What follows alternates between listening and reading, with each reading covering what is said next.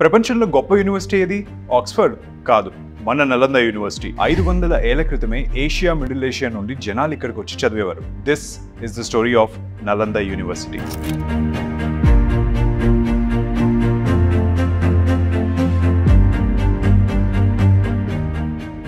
అగ్నికి పుస్తకాలు కాలిపోవచ్చు, కానీ జ్ఞానం కాదు. జూన్ 19న బీహార్లోని నలంద యూనివర్సిటీలో కొత్త క్యాంపస్ ను ప్రారంభించినప్పుడు ప్రధాని నరేంద్ర మోదీ చెప్పిన మాటలివి. అగ్నికి పుస్తకాలు కాలిపోవడం ఏంటి? అసలు ఈ నలంద యూనివర్సిటీ చరిత్ర ఏంటి? ఇప్పుడు తెలుసుకుందాం. ప్రపంచంలోనే గొప్ప యూనివర్సిటీల పేర్లు చెప్పమంటే చాలా మంది ఆక్స్ఫర్డ్ యూనివర్సిటీ పేరు చెప్తారు.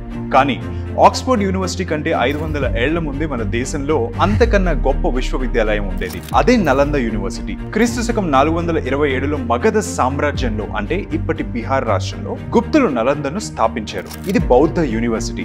నిజానికి గుప్తులు హిందువులే, కానీ ఆ కాలంలో బౌద్ధానికి, బౌద్ధ జ్ఞానానికి పెరుగుతున్న ఆదరణను గుర్తించి ఈ యూనివర్సిటీని స్థాపించారు. ఇప్పుడు చదువుకోవడానికి యుఎస్ఏ, యూకే వంటి దేశాలకు వెళ్తున్నారు, కానీ ప్రపంచంలోనే తొలి రెసిడెన్షియల్ యూనివర్సిటీగా నలంద గుర్తింపు పొందింది.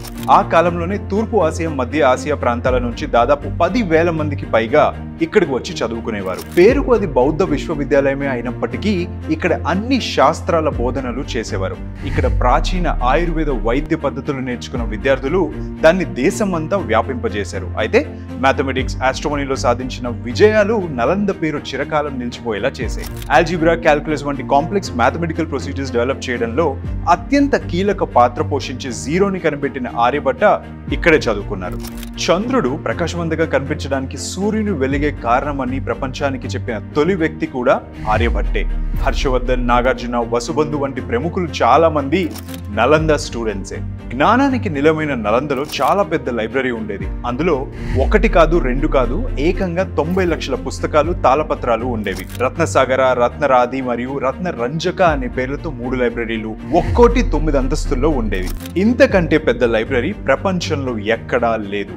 మౌంటైన్ ఆఫ్ ట్రూత్ అని పిలువబడే ఈ లైబ్రరీ బౌద్ధ గ్రంథాలు, అనేక రీసెర్చ్ పేపర్లు, పాఠ్యాంశాల పుస్తకాలు నిధిగా ఉండేది. 300 మంది కూర్చోడానికి వీలుండే ఆడిటోరియంలు కూడా నలందలో ఉండేవి.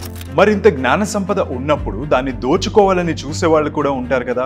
స్థాపించిన తర్వాత కొన్ని రోజులకే క్రీస్తు శకం 5వ శతాబ్దంలో హూనులు నలందపై దాడి చేశారు. తర్వాత 8వ శతాబ్దంలో బెంగాల్ గౌడియా రాజు తాను విశ్వసించే శైవ హిందూ మతానికి, బౌద్ధానికి మధ్య వైరం వల్ల నలందపై దండయాత్ర చేశాడు. కానీ నలందపై ఈ 2 దాడులు ఎఫెక్ట్ అంతగా పడలేదు.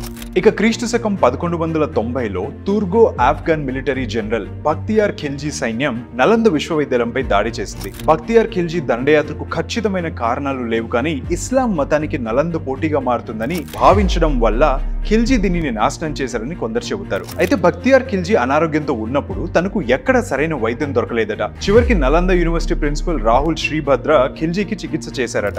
తన దేశంలో ఉన్న వైద్యులకు తెలియని ఆయుర్వేద చికిత్స మరి ఎక్కడా ఉండకూడదని ఖిల్జీ నలందపై దాడి చేశాడని మరో కథ కూడా ప్రాచుర్యంలో ఉంది.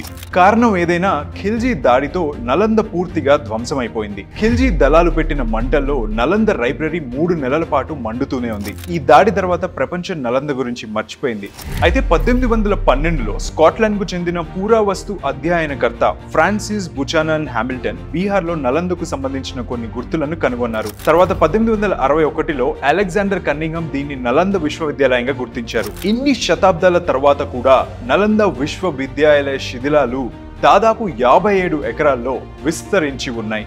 ఎటు చూసినా ఎత్తైన ఎర్రని ఇటుక గోడలు, అద్భుతమైన శిల్పకళల శిథిలాలు ఇప్పటికీ మనకు అక్కడ కనిపిస్తాయి. నలంద విశ్వవిద్యాలయ పురావస్తు అవశేషాలు యునెస్కో ప్రపంచ వారసత్వ ప్రదేశంగా కూడా గుర్తింపు పొందాయి. ఇక 2006లో అప్పటి భారత రాష్ట్రపతి డాక్టర్ ఏపీజే అబ్దుల్ కలాం బీహార్ రాష్ట్ర శాసనసభ సమావేశాల సందర్భంగా నలంద యూనివర్సిటీ పునర్నిర్మాణం గురించి సూచనలు చేశారు.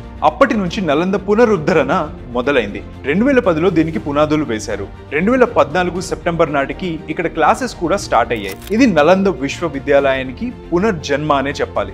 ఇందులో భాగంగానే బీహార్ రాష్ట్ర ప్రభుత్వం కొత్త క్యాంపస్ కోసం 455 ఎకరాలు కేటాయించింది. కొత్తగా నిర్మించిన క్యాంపస్ ని ప్రధాని నరేంద్ర మోదీ ప్రారంభించారు. నలందకు పూర్వ వైభవం వస్తుందని, ప్రపంచ దేశాలకు ఆదర్శంగా నిలుస్తుందని ఆశాభావం వ్యక్తం చేశారు.